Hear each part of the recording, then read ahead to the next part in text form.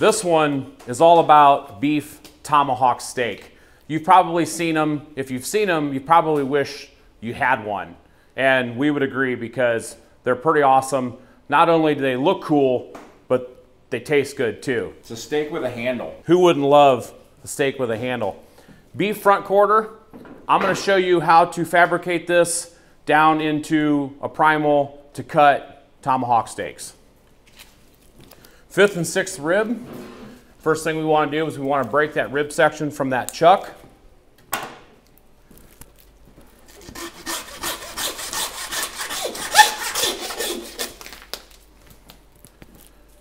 Brought Scott in for the lifting portion. He has to go home and work out after a day. I get to work out all day, so I like to let him work at building a little muscle too. Start by removing the skirt. Arguably one of the better tasting cuts on the animal. Beef skirt steak. Now I want to remove the plate from these ribs.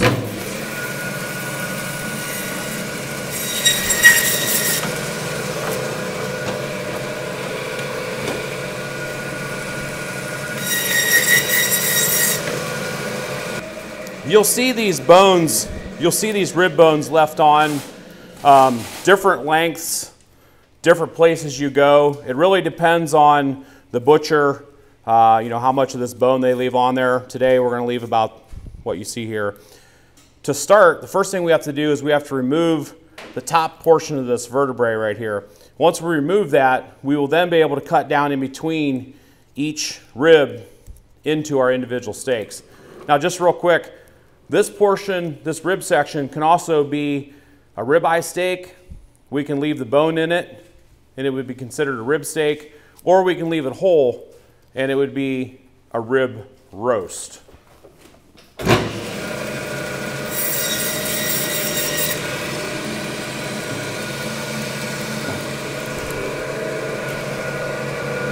This is a part that can be a little bit of a challenge.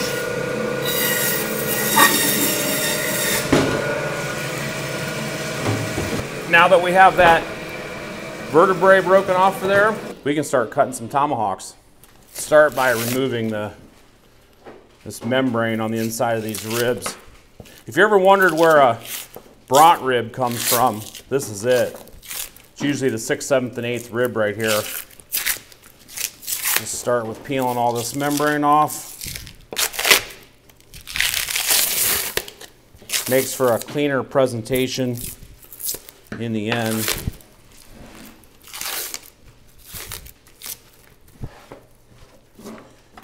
Grab my bigger breaking knife, trim that off. Go ahead and start removing our bones.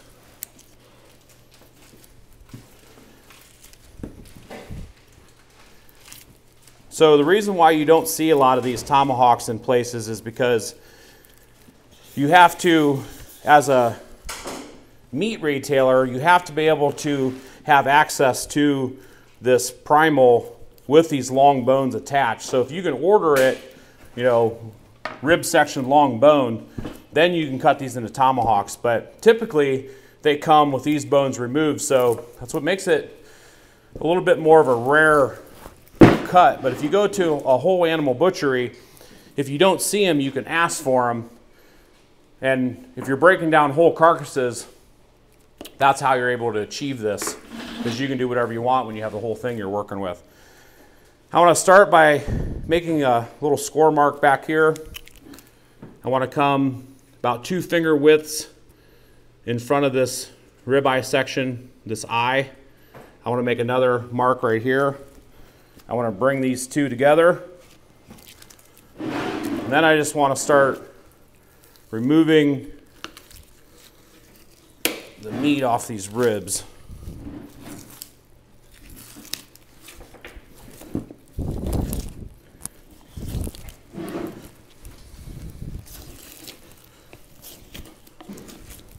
And we'll clean these up more after we get the steaks cut. Let's just start with getting the bigger portion of that meat removed.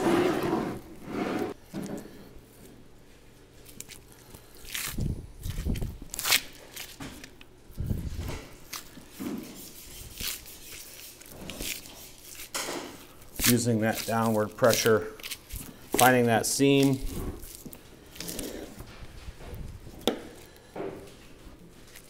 Any pre-trimming that you do now will save you from doing it on each individual steak later. Let's remove that patty whack out of there, that yellow cord. Now we just want to clean down in between each of these ribs.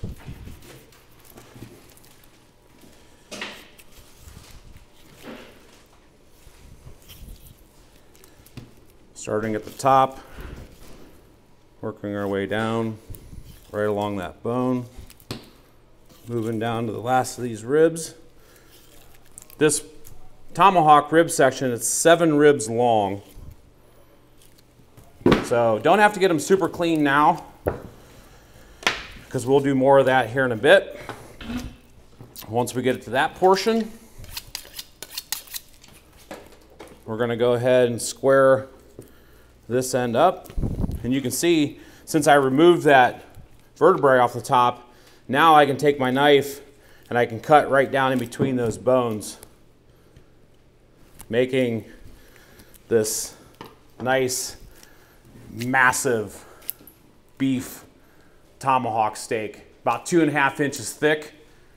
If that doesn't get you going, I don't know what will. So let's just work down through here, cutting down in between each of these. Nice even cuts.